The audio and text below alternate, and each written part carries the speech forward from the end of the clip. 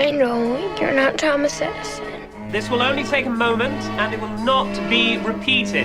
They study and dissect your work, trying to decipher what is your particular American genius.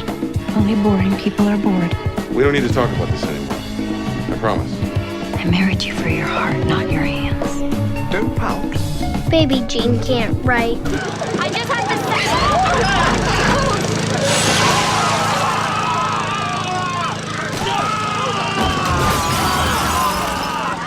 Oh, for the love of Christ! Well, that was my idea.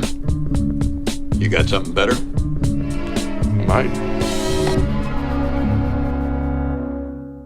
Welcome to Mad Men, the weekly show where we discuss a show that used to come out weekly. Each week, we take a close look at an episode of the AMC series Mad Men, which ran from 2007 to 2015.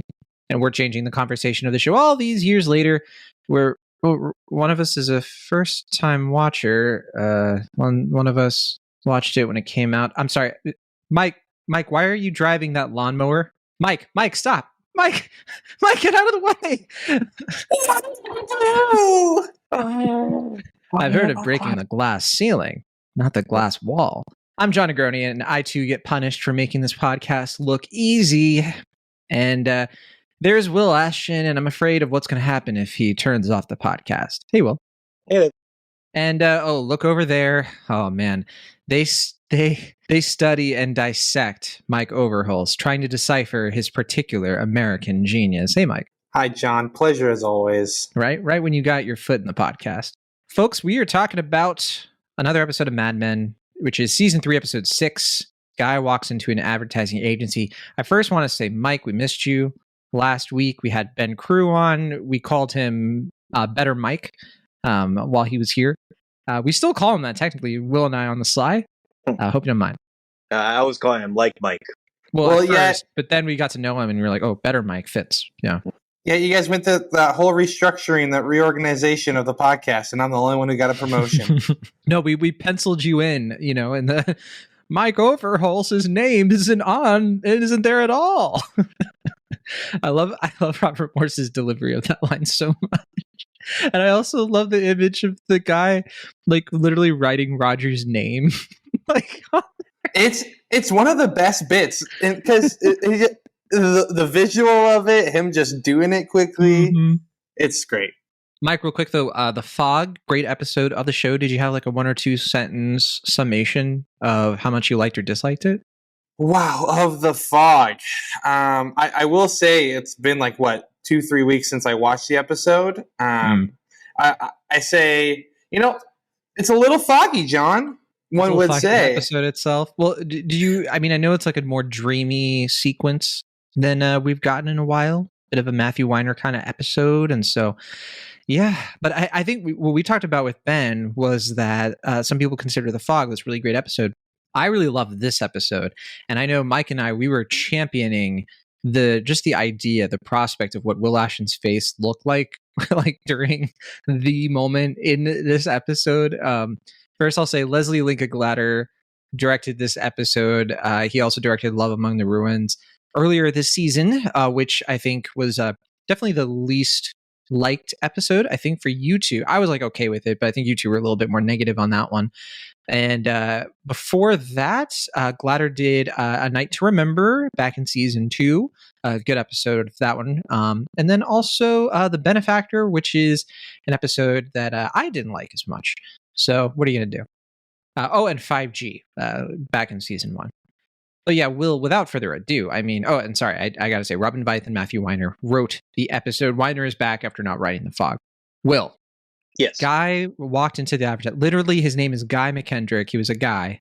Guy's guy.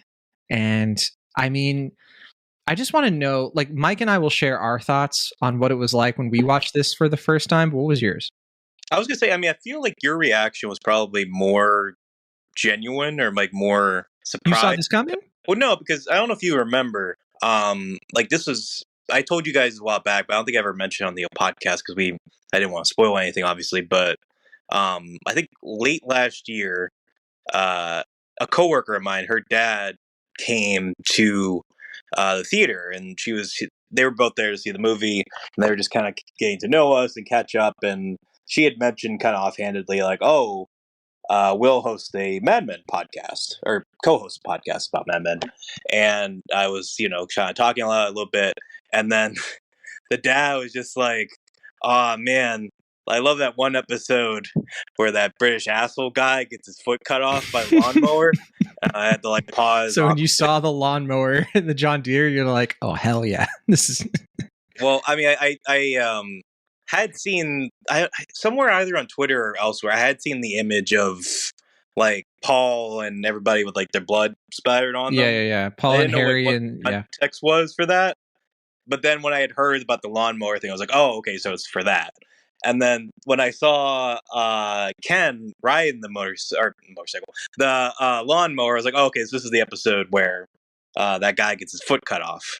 So it wasn't really like a surprise, but I think considering the pacing of the episode, it feels kind of appropriate that it's like the dread was still communicated to me. Like, even though I knew what the dread was building up to, it was still kind of just like this pronounced sense of like, oh, bad stuff is gonna happen. Like, there's they clearly shoot it like an action scene, right? Like, you kind of feel like the horror, like something is gonna happen because you get the lawnmower POV. Like, well, and you see Lois Michael Myers like, Lois is just kind of like, she's like the characters in Phantom Thread when they're like in the car, and you're like, uh-oh, this is a little shaky. So Mike, we should talk about our first reactions. I mean, yeah, you got into the show a little bit later into it. I watched it. Third season was like when I was still catching up on the show. So I was watching it in like 2011, 2010. So like only a year or so after the episode came out. So what was your reaction when that happened, seeing it for the first time? I feel like this is a like Mount Rushmore moment of Mad Men for me. It completely by surprise. I wasn't spoiled for me even as it's like a one rewatch. of the 4 moments that you put on a mountain where you're just like, that is such a Mad Men moment that I hold in regard. Yeah, not even like I'm not saying like the best 4 moments, but I just feel like it's such a memorable moment. Like when I rethink of my time watching the show, like this is something I would bring up to a group of friends as we reminisce. We should come back to that because I want to know Will's Rushmore in this sense. I want to know mine. I don't really know where I would put everything, but yeah, that's interesting. Okay, I got you. This also, is right behind playing songs on your zipper. Yeah. Before I forget, I think you might have misgendered the director. Leslie Lenka Glatter is a woman. I think you said. Oh, apologies. Yes, Leslie Lincoln Glatter is a woman. She worked on not just Mad Men, but Homeland as well. So I think I was getting her confused with another director of the show. Sorry about that. You're all good. Yeah, I mean, I'm just looking up her filmography. I did not realize that she directed the film Now and Then. I've never seen it, but I've heard of it. The one with Rosie O'Donnell and Christina Ricci. Oh, I did not know that. It's kind of like a 90s staple for certain people. I don't know. I've never seen it, like I said, but I don't know. I know it's well liked among certain camps. You said Rosie O'Donnell. We knew it was from the 90s. Sure. So, man, wow, this episode, lots to say. The ratings for this one are when we did perk down a little bit after last week. Last week we were at 1.75, which was a jump from episode 4. But it's been pretty stable. This is like a little bit down from week 5, but still solid, still holding. Next week is when it's going to perk back up again, and then kind of never look back, quite honestly. Good episode of the show. I like it a lot. I think that there are aspects about it that don't always gel super cohesively for me. Maybe they do for you, but I think what I like the most in this episode, personally, it's not just that moment of like the foot and obviously like the surprise factor of that, but honestly, it's like this is just a really good Don episode. Like seeing him go toe to toe with first Roger, watching him go to toe with his own expectations, having them dashed, and then quickly scrambling to go up against Conrad Hilton. And I mean, the scene between him and Hilton is just like such a like wow factor kind of moment, considering like these are such 2 enigmatic personalities. We saw them, of course, a few episodes ago. And on that note, Will, Conrad Hilton. The mystery has been solved. I know you didn't know, like we did at the time, that was supposed to be Conrad Hilton. But what were you thinking? What was going through your head while you were watching? Were you kind of like, oh, who could this be? Oh, Conrad Hilton. Why is he calling Dawn? Is this a prank? Well, for one, I want to figure out, is toe to toe, was that pun intended or unintended? Unintended, since I mean he's not the one who got his toes cut off. I mean, I know. But I'm sorry. So what's the question now? Conrad Hilton. I mean, this was a surprise to you, right? That Hilton was the guy in the bar we saw back in my old Kentucky home, the one who was like talking to Dawn in the bar. Okay. Did you forget that? It's been a couple days. Well, so here's the thing. Like, you guys wanted me to watch this episode pretty early in advance because you guys were like, "Oh man, this week is the week of July 4th," and you guys were like, "Man, if you don't watch this episode on July 4th, you are a dummy and a loser." And I watch it, and you guys go like, you forget to tell me that it's not a July 4th episode; it's a July 3rd episode. So it doesn't even about July 4th. Yeah, it's not. It's about America, I guess. So I think Mike and I outrank you on this one. Will, we do a weekly Mad Men podcast. Do you know what the chances are that we would get to the July 3rd episode on fucking July 4th? Yeah, that is actually pretty wild. I was kind of like, wait, what? How did we do that? It was not intended. I know. I mean, and by the time this episode comes out, it'll probably be September. So that's true. Summer will be over, but people will be like, "What are you talking about? It's time for Christmas." Right. But no, I mean, so okay, you might need to refresh me a little bit. I apologize. This episode, all right, fresh. So, do you recall in my old Kentucky home, Dawn is at that kind of racist party, the country club party with Betty and everybody. Okay. From Sterling Cooper, and then he goes to the bar to make an old fashioned, and there's an old guy there, and we don't know who he is, and he makes the drink for him, and they have a very interesting conversation. Mm-hmm. Yeah, I remember that. Yeah. So that's who this is in this episode, who calls Dawn up because he asked around and figured out who he was, and okay. Yeah, I'd kind of forgotten about the scene where Dawn left to explain, why the guy was messing up for making the hotel mascot a mouse. Mike, I don't want to cause trouble, but I'm not sure we'll watch the whole episode. I did watch the whole episode. Well, we did ask him to watch it pretty late at night during a pretty heavily drinking holiday. So who knows what state he was in. That's true. Maybe he's experiencing a fog of his own. He's like Joan's husband, just coming home, stumbling in, watching the episode. Oh, that's the other thing I wanted to ask you, Will. So, Joan Harris, as we know her now, this is her last day. And what do you think? I mean, do you think we're going to get more Joan in a series, or do you think this is it for the character?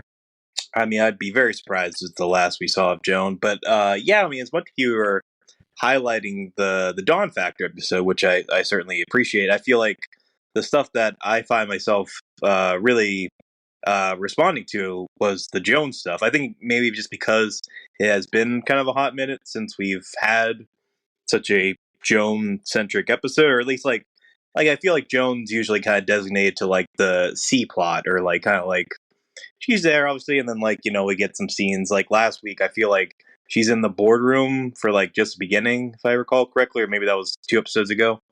But yeah, I mean, it was just really refreshing, and then also just kind of heartbreaking to see her continuously troubled marriage just continuing to get worse and worse and worse. Yeah, I know you're not the biggest fan of Greg. We aren't either. Not even Mike is. And Greg, he just...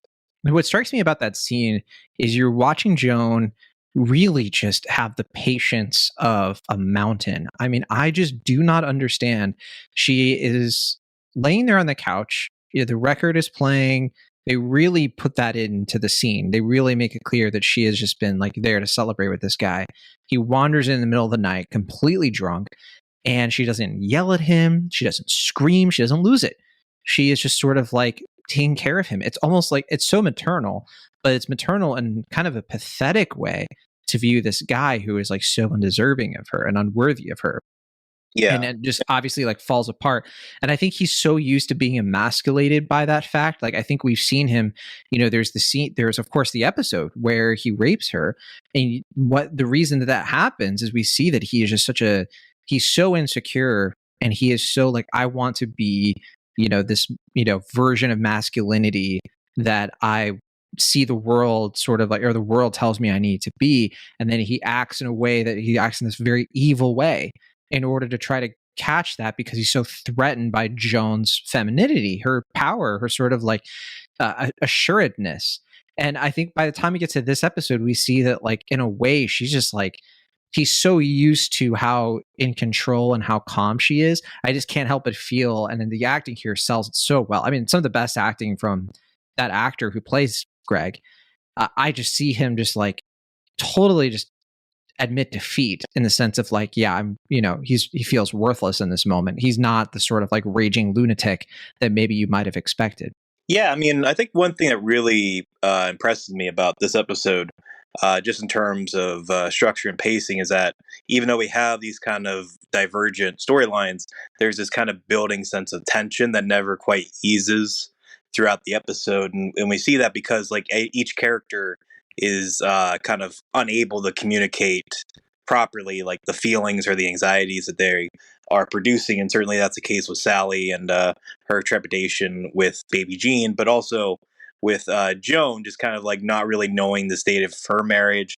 And also like later on in that scene that you're referring to, knowing something's up with Greg, and he's resistant to really talk about with her. As we had seen, I believe earlier in the season, there was a dinner party they had where it was communicated, no pun intended, that they don't really have a communication as husband and wife. Like, he kind of keeps a lot of things from, he deliberately doesn't really bring his problems or his work troubles to her.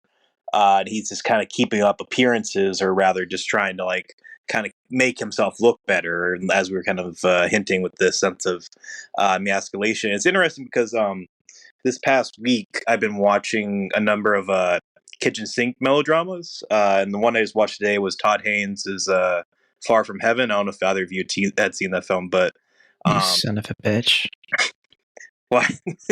I've been watching these kitchen sink dramas. Melodramas.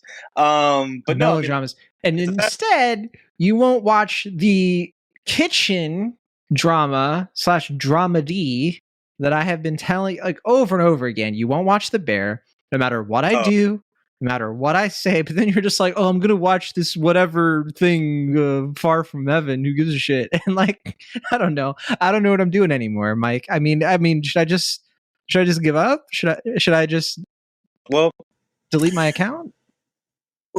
John, what's the best? What does an account man do? Get drunk until 2 a.m. He lets things go. Oh. He learns to let things go to get what he wants. And he puts people at ease. Yeah. Anyway, well, for one, there was a trailer for The Bear before Far From Heaven, if that makes you feel better. I'm sure there was. Even the algorithm is just like, Will, no, seriously, like, the fuck you doing, dude? Like, this is your kind of show, bro. I saw it at Repertoire Theater where they always show the same commercial for The Bear. So I hope you feel better about that. I can understand if Mike doesn't watch it, because he's just, I know he'll get to it. But I know with you, Will, you're a more fickle beast. But anyway, Far From Heaven is a 50s based melodrama about the seemingly idyllic couple, or married couple, and they also have like kids, and they try to keep up appearances, but the husband, played by Dennis Quaid, is a closeted gay man. The big issue with their marriage is that they can't really communicate what he's going through, and like trying to keep this like thing hidden away. But yeah, just kind of. I also love that there's something very evocative about another film I saw, which is All Heaven Allows, which is inspiration for this, where that movie uses color and shadow in the same way that made that seemed really reminiscent for me, because that's another scene where they're literally kind of in the dark about each other, but you kind of see these glows and lights, and like, they kind of come to the forefront and also in the back. It's just very interesting filmmaking and some really keyed in direction that, it made me feel fortunate that I got to see a film that kind of brought that more to my attention. Watch this episode. That's interesting. I'm going to turn it to you, Mike, because I'm just going to say, with so much stuff to talk about marriage, you're the one who's getting close to the whole marriage thing that's happening. And so, like, I'm kind of curious if you're feeling that, anxiety a little bit from the show. Guys, damn. It's a little bit later here. Let's talk about it. I don't know how to tell her that I ain't got no brains in my fingers. What are these fingers doing, Mike? That is the best line, I think. Well, actually, it's not the best line in this. I love you for your heart, not your hands. And then he's like, yeah. No, just the fact he tells the story of that this doctor sits him down, gives him a drink, and the way he tells him his career is over, he's obviously thought about it. This man decides to say, "You ain't got no brains in your fingers." That's just a writer's dream. That's just such a great line that they were able to throw in there and make. Weiner got that from I think he said his dad. His dad is a doctor, not a surgeon, but a doctor, and he gets a lot of the doctor politics from people he knows in real life. Specifically, that whole thing of how doctors bullshit each other and don't write negative things about them. That's a real thing that happens, and it's so cool how he ties that to advertising, because it kind of is a similar thing in terms of it's all bullshit. But to answer your question, John, I mean, obviously I do think about this when I see all these marriages, with obviously Don and Betty, and now, even Sal, not that I'm a closeted gay man, but just the fact that, I feel thankful that I do feel like my relationship with Hannah is so transparent, and that she is someone who is not predictable, but someone whose actions and emotions I've come to really understand and can know. And I feel the same way. I feel very seen by her. Someone where I can just fully be myself and not have to be this picturesque husband or the idea of what I think she wants a husband to be, but just be Mike. Just be Mike, which is really great. Yeah, I mean, a show that definitely tackles this stuff a lot is the new one, Platonic, on Apple TV, which is that's Rose Byrne and Seth Rogen.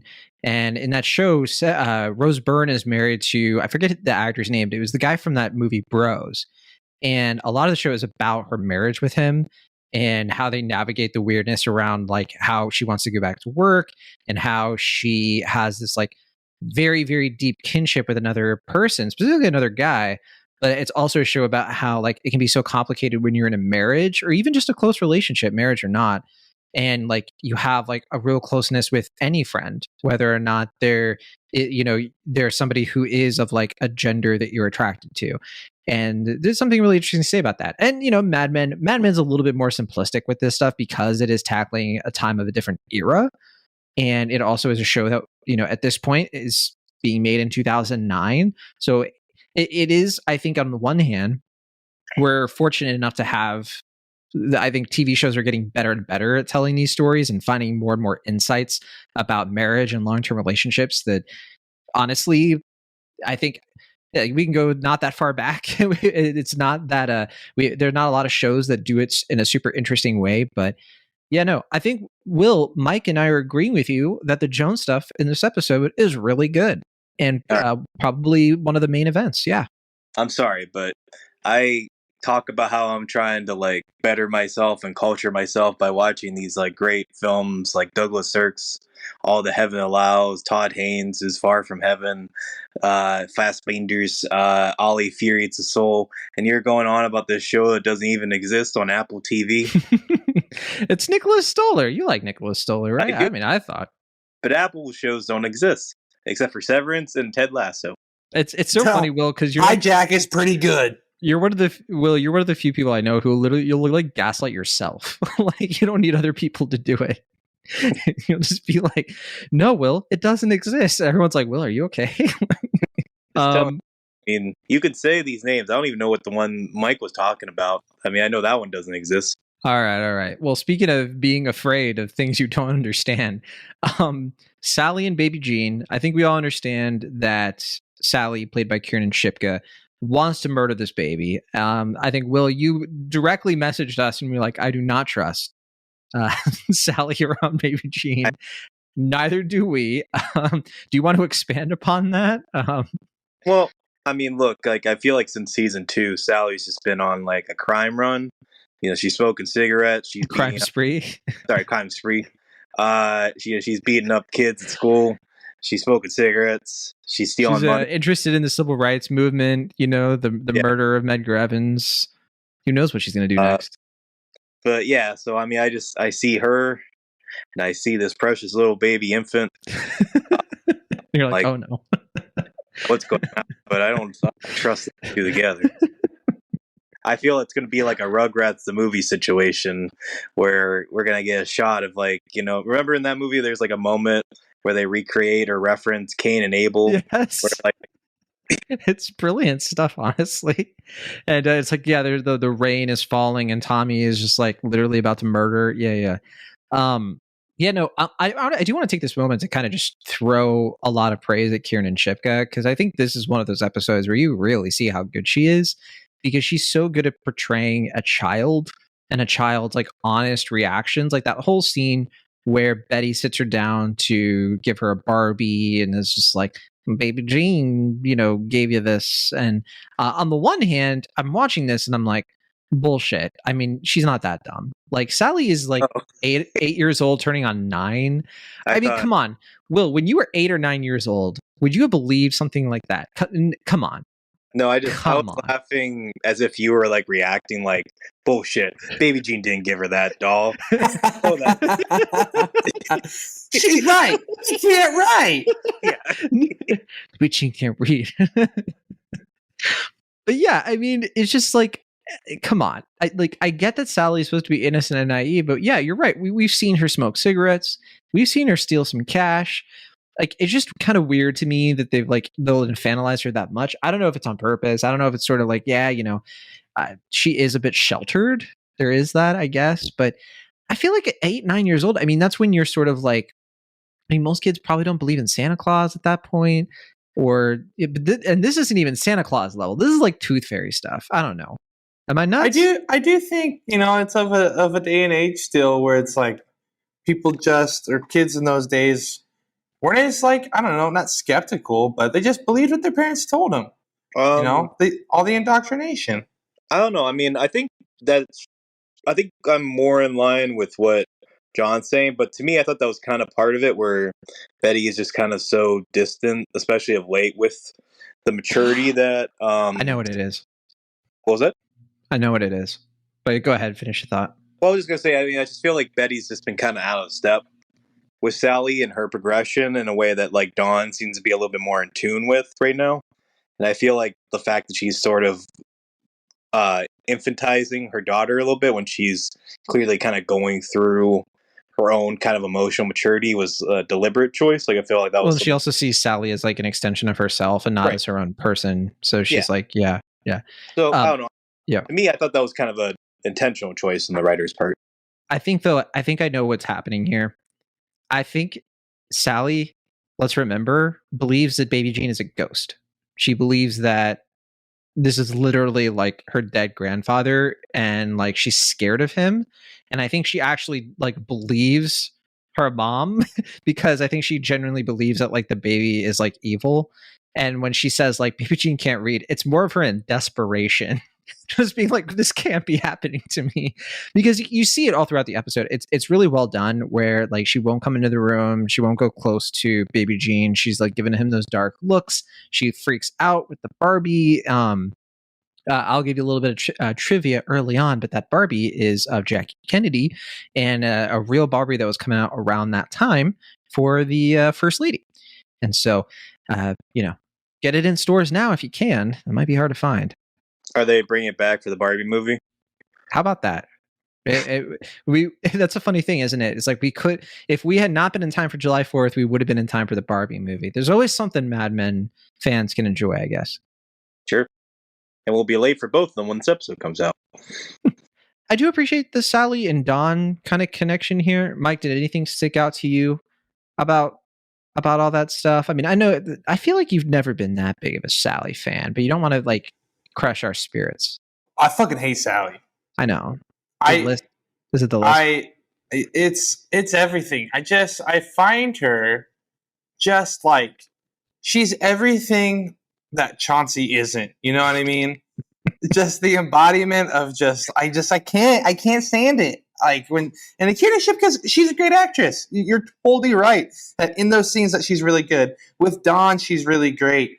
But boy, do I what she could be the what's that line like? I don't even know. She's not. I can't even think straight. I don't like her that much. Okay. I mean, I generally find her fascinating, but I mean, I can kind of I can get on a visceral level that she can be off-putting at times, particularly in this season. But yeah, I mean, I can't help but think back to when I was first watching the show and really starting to discover that this is like a real like key player of the show, that they really were putting special attention on the Sally character and what she means to Dawn, particularly at the end of this episode where, they're kind of bonding over the baby, and that moment where she like gets closer to baby Jean and trusts her dad. I mean, there's something really heart-wrenching about that. I think that we've seen Dawn be a terrible father over and over again in this show. This is one of those episodes where we see the glimmers of like when he can be a good dad, at least in like fits and starts. And I think a lot of it does come down to, I think he generally has like a growing affection for Sally that he doesn't fully understand himself, if that makes sense. Yeah, I'd agree with that. And something I've been noticing as well on this rewatch, and probably really small, maybe not even intentional, but even as of recently and in past seasons, there's a lot of scenes of Dawn checking in on the kids, opening the doors at the end of episodes. It's the last thing, and you think he's going to go have that good father moment, and then he just shuts the door and moves on. Mm-hmm. And this episode opens up with him checking on her. And obviously, it's part of the episode of the plot development of her not being able to sleep and all these things. But, I think it's interesting that it starts with that in this episode, and now we're getting him actually crossing that line and having those fatherly moments that the whole time we've been watching the show, I think we just keep wanting Dawn to have ever since, really the birthday party dog fiasco. And finally he's like, okay, Dawn, you're doing it. You're doing it, bud. Great job. Yeah. You're taking your daughter seriously. Now, Bobby, that's never going to happen, but he'll never lie to Bobby, right? Matthew Weiner has said directly that he believes this whole episode is about the expectation you have, like what happens when you turn off the lights. So it's apt that you bring up that this episode starts with that fear that Sally has of like, what's going to happen when I turn off the lights? And am I not going to make it through this? Am I not going to have my dad in the morning? And I think that all the characters, you can say, experience that in a certain way. There's a reason, I think, why when Joan is talking to Greg, they chose to keep the lights off in that scene. It's dark and dimly lit. And I think that there is something kind of interesting about that, just that whole idea, because we're not dealing with something in terms of like the past or nostalgia necessarily. There even is like a whole through line of American patriotism, which is there. And I do want to get into like one aspect of that I think is interesting, but they don't rub your face in it, I guess. But did any of that stuff connect for you, Will, or did you have a different read? No, I mean, I think that's true. I mean, I think there's a kind of cheeky irony that's deliberate about like, the British coming on the 4th of July weekend. Like, it's kind of a fun... Don says like, oh, not too subtle, huh? Right.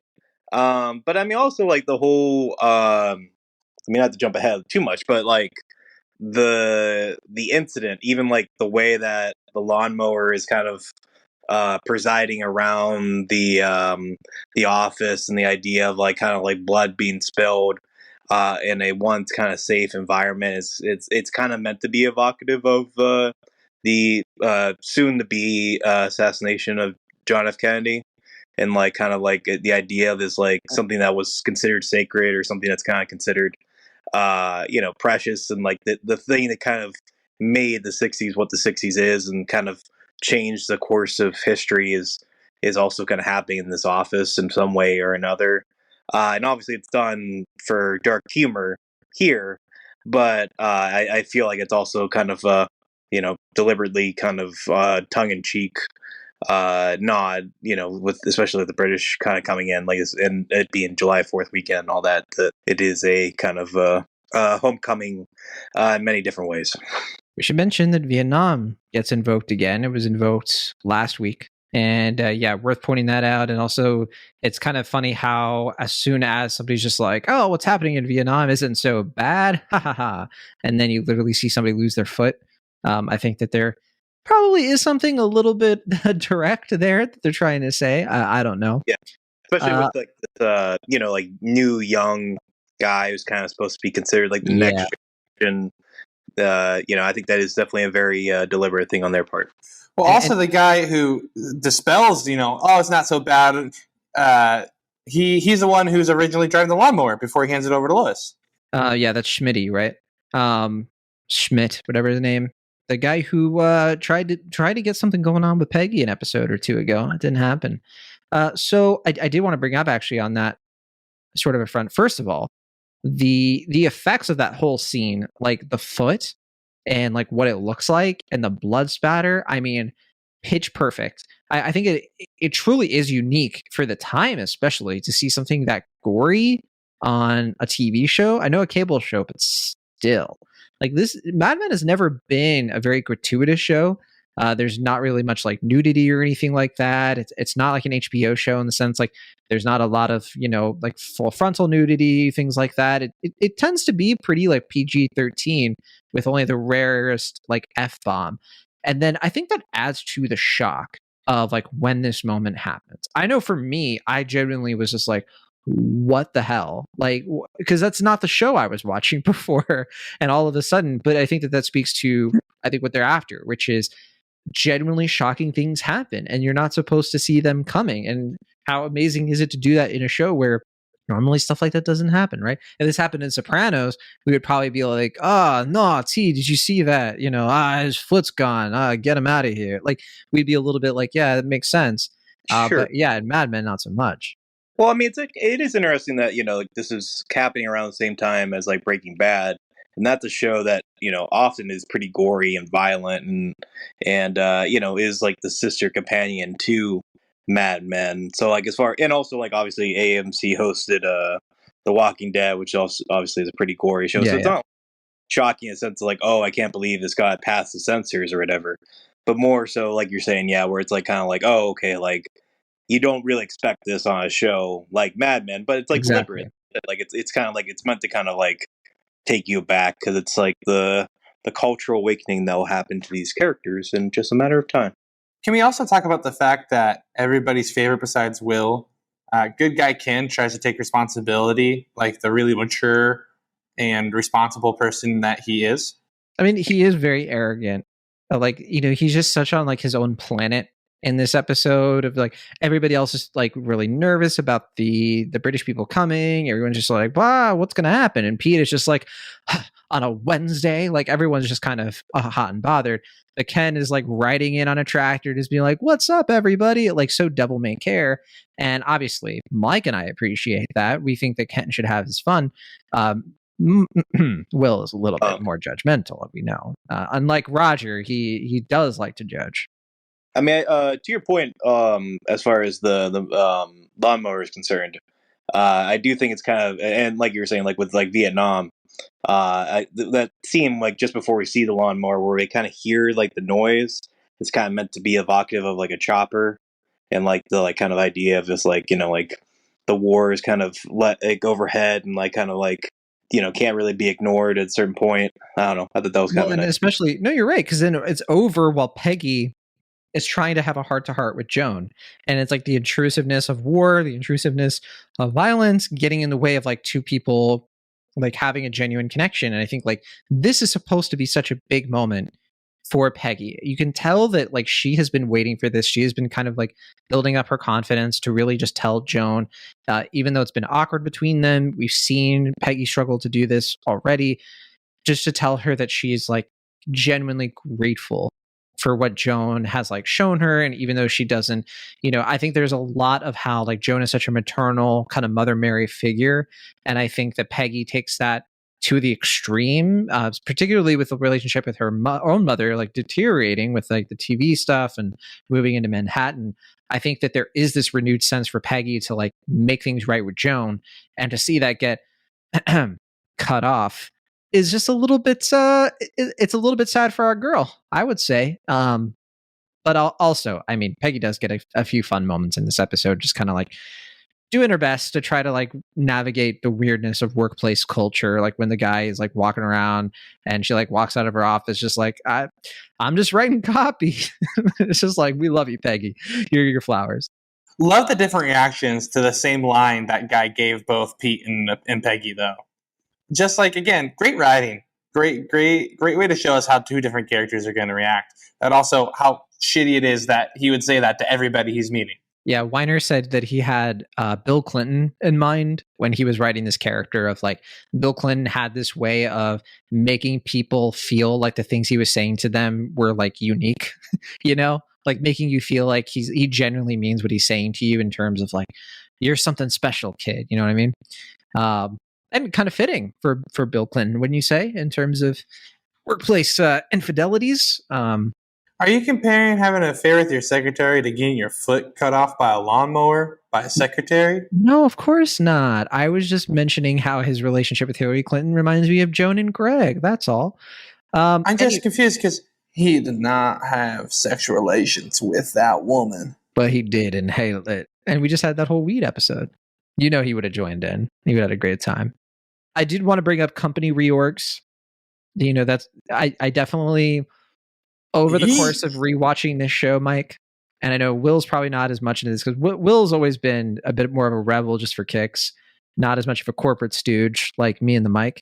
But I genuinely, Mike, over the course of me watching this show, first in college and then in my first job, and then like over the course of my career, every time we get to the reorg stuff, I'm like, not this shit again.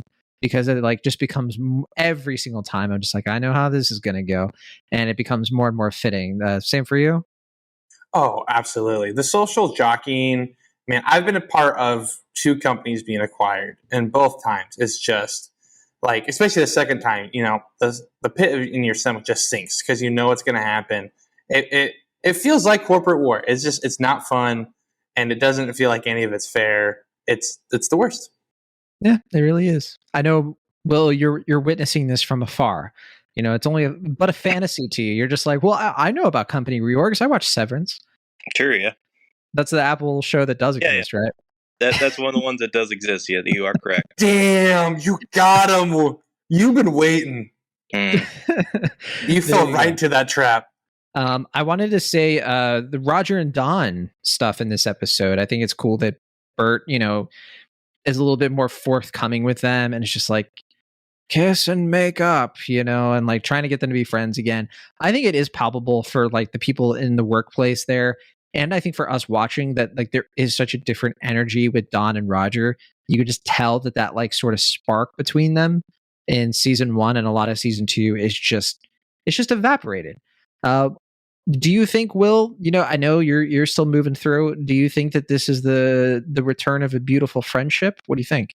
I mean, I can't say for certain, but I certainly hope it is. What do you think of the half apology / non-apology that Don gives? He's just like, I'd rather not talk about this anymore. We don't have to talk about it. That seems about right. I don't know. It's fitting with their relationship. I mean, I feel like they'd rather just kind of brush things under the rug than really like kind of address them hands on. And, you know, I feel like Roger's kind of got a lot on his plate already as it is, personally and professionally. So, I mean, maybe those troubles will bond them. I will find out. I think it's interesting because like Don is sort of in that mode where he thinks he might be going to London, right? And he might just sort of be like, well, I'm just gonna like get out of here. And I sort of when I consider what this episode is saying with that, on the one hand, I'm like, well, why would Don want to leave New York? Why would he want to just jet off to London all of a sudden? But then it is pretty fitting with his character, isn't it? He likes to just run away, redefine himself, you know, kind of solve his problems by surrounding himself with new circumstances. He's always about moving forward. And so you almost kind of wonder, like, you know, maybe that's why he was tempted by McCann. So like, what's interesting about his character is he is like that, but where's the line on that? And that I think is the key to his character is like, he's always figuring out what the line is for him and whether or not he's going to run away. I was going to say real quick. I thought it was clever on the writer's part. You know, like they talked a lot about like Bert loving the phrase London fog and it not being a real thing, then having the fog, and then this episode Dawn is kind of filling Betty's heads with fantasy about London. So, London fog.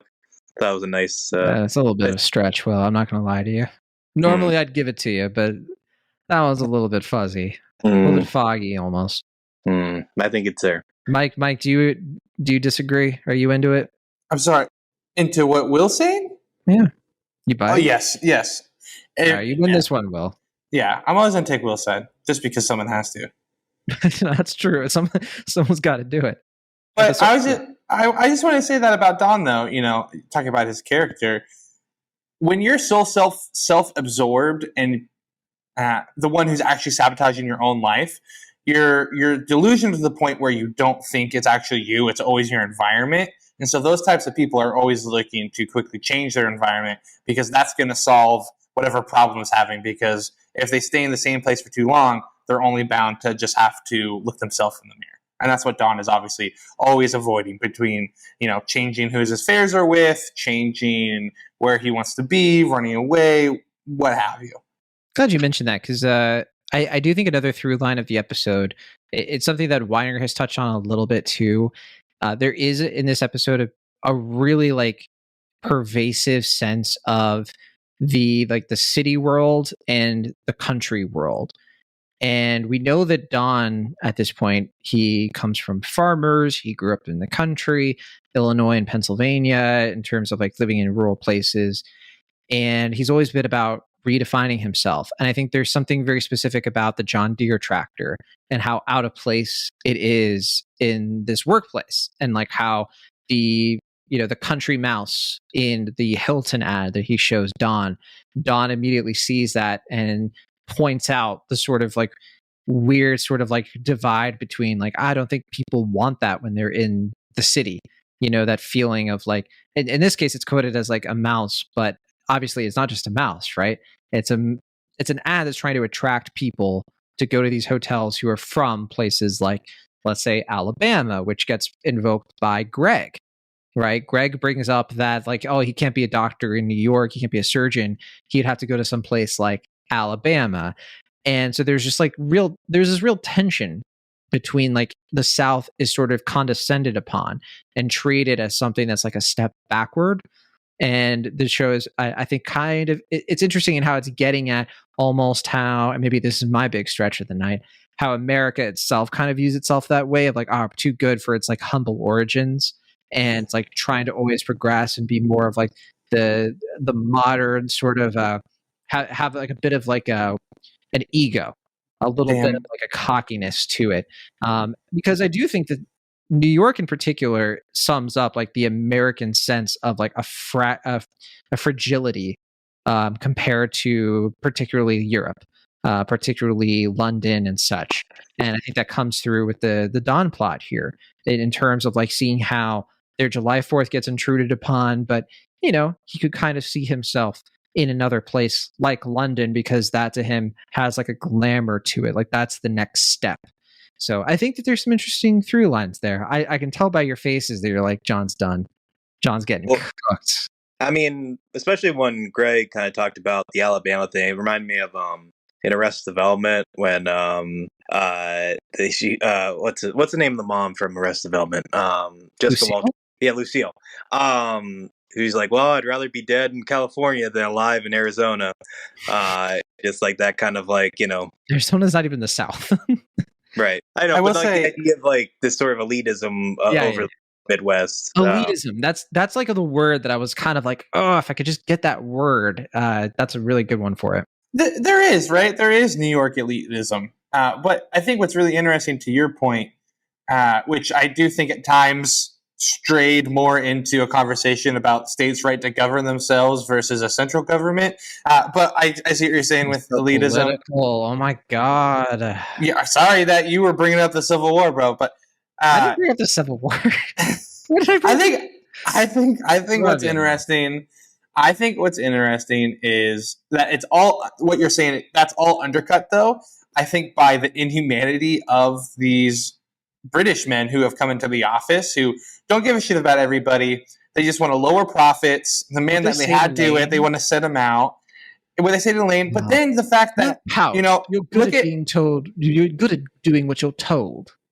the comparison of Don leaving his big meeting with Conrad just because he heard what happened to them showing up to fire him before he's even out of surgery, really.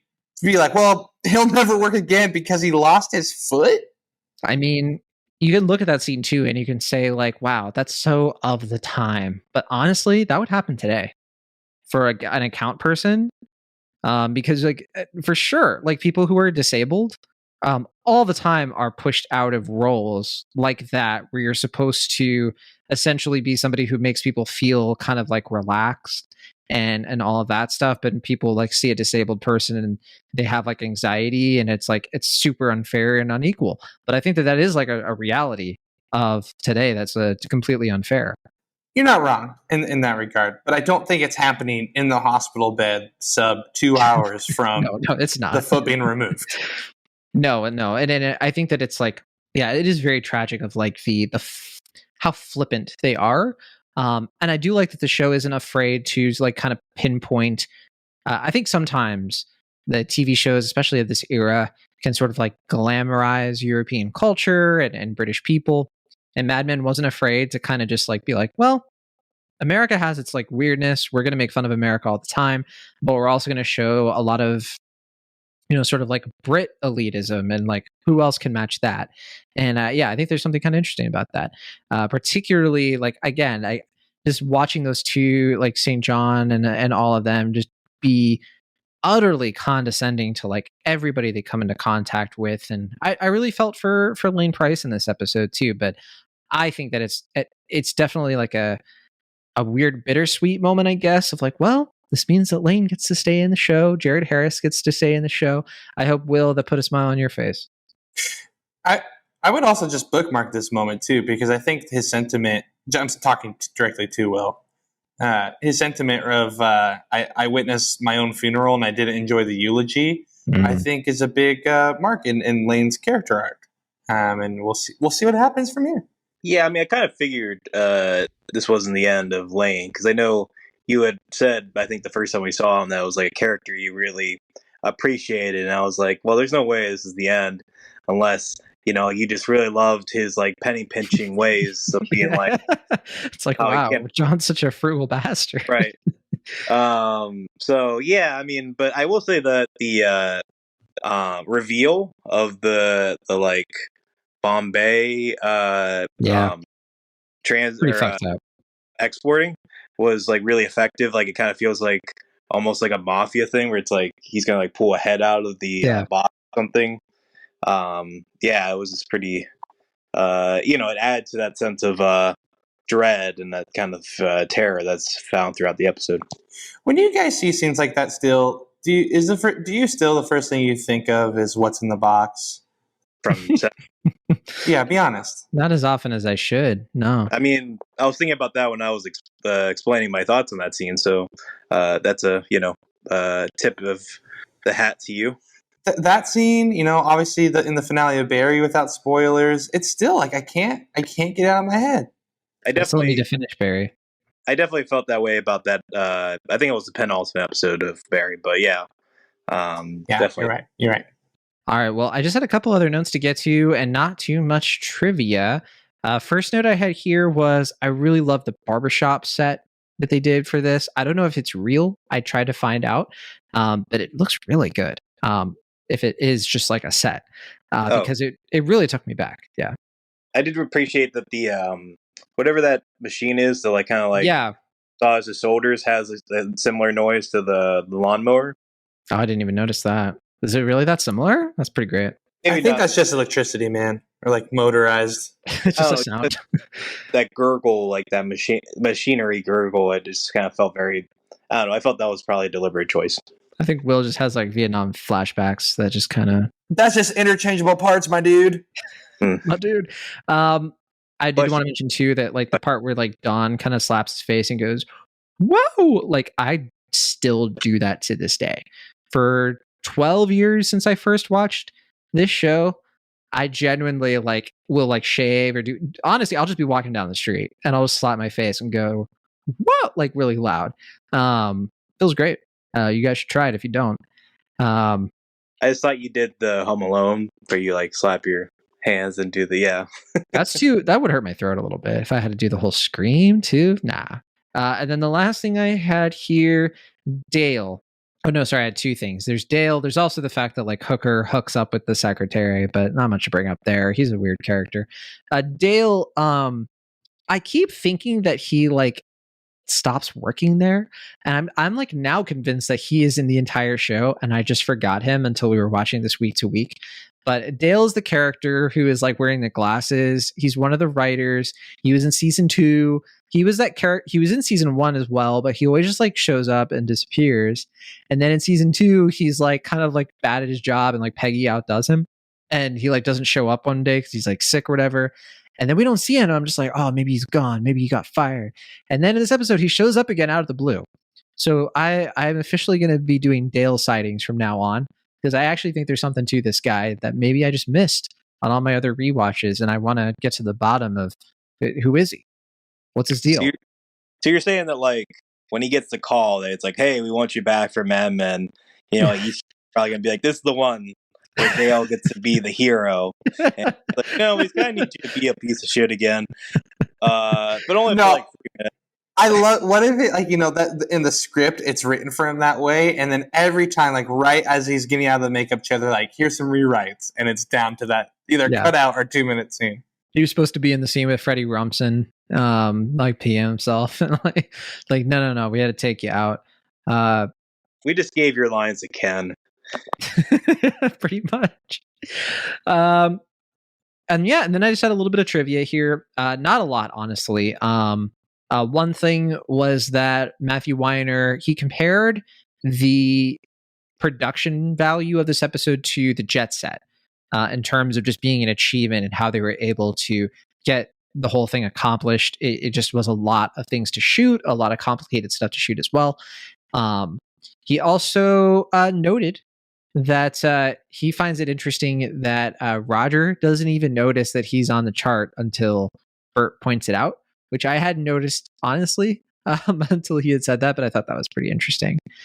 Other than that, there's a whole mention of the Prime Minister of England having a thing for prostitutes, and then John Hooker kind of has his like little comment about that. This is the Profumo scandal, which I honestly had never heard of, but yeah, apparently it was like a real thing. Really happened to the Secretary State of War, not the Prime Minister. And then the last thing I had was that this has a connection to, or another connection to The Sopranos, because the title of the episode is kind of riffing from the episode of Sopranos. Guy walks into a psychiatrist's office. Mm-hmm. So there you go. I figured, yeah, that was the case. Oh, did they ever? Am I just forgetting? Did they ever reveal what Don's like doodling whenever he sees the chart? Just like an American flag, I guess. So yeah, I looked into that. It's not supposed to be anything specific. It's supposed to just like sort of represent how much he doesn't care, and he's just being like kind of bratty. But I mean, I feel like we could read into that in an even more interesting way, I think. But I just figured. I just didn't know if that was like something I had missed or if there was something more to that. I just wanted to make sure.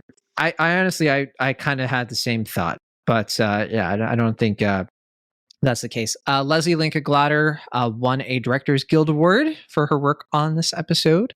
And that episode at the end is a Bob Dylan song that did come out around this time. And I forget what the Bob Dylan song is called. I'd have to look it up. But what's interesting about that song, actually, is that it sounds very, very similar to the Don't Think Twice song that they play from Bob Dylan in season 1. And it's something to keep in mind when you look at like how these scenes contrast of like that the episode plays over Don being alone because he doesn't have a chance to redeem himself for not being there with his family when they went off for I think in that case it was Thanksgiving, and in this case it's July 4th weekend, whatever you want to say, and he's with his daughter and his son, and you see that he has sort of like he has kind of grown a bit. Like he is a very different character since season 1. So I think that's worth pointing out. He's obviously still Don. He's still, he doesn't know how to keep it in his pants. We'll see what happens in the next episode, I guess. But otherwise, That's all I had. Speaking of keeping his pants, that name of the song is "Song to Woody." Thank you. I had one more, and I forgot to piece of trivia. When Greg says that he goes to the Dublin House to drink, that is a real bar. It's been open since the 1920s, and it's on the Upper West Side. There you go. All right, boys. Next week, we are going to be talking about season 3, episode 7, aptly titled 723. It features a director who we have not seen an episode from before. And also, I genuinely have been looking at the title of this episode and I don't remember what happens in it. And that's pretty exciting for me because I'm like, oh, cool. I get to kind of be sort of, I don't know, reintroduced to an episode of Mad Men because I haven't seen it in a good bit. So there you go. But thank you as always for listening. Guys, I mean, we're on Instagram now. We got an Instagram account. You can find us there. Mad Men Men. I think it's Mad Men Men Pod.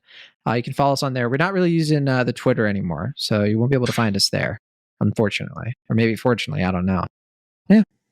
Yeah, I'm gonna. You can find us on Threads. We're Thready Rumson. We don't have a Threads yet. Maybe we should kick one up And name it Thready Rumson. I like it. It is Mike, you would be the manager. It is nearly 2 a.m. You guys are talking about Threads. Can I just go to sleep? No, right. I know. I was actually thinking about this other, kitchen sink drama that Will literally just collapsed on the ground. But for the listeners who don't know, Will not only has to record super late at night for this one, but also because of his audio issues, he's been having to record with his phone. So it's literally like he's been on an extended phone call with us while we've been just goofing off, leaning back, I'm back in my chair, Mike's just kind of kicking it. And makes me feel like I want to die. It makes me feel like we're in a long distance relationship. That's the angle it is. Those long talks you'd have. Yeah. I feel like I'm in Past Lives, the movie, where it's just like, oh no, you hang up first. Nice. Let's do that. Can't wait to see Past Lives this weekend. I'm gonna go to bed, so you guys can keep talking or whatever. So have fun. See you, everybody.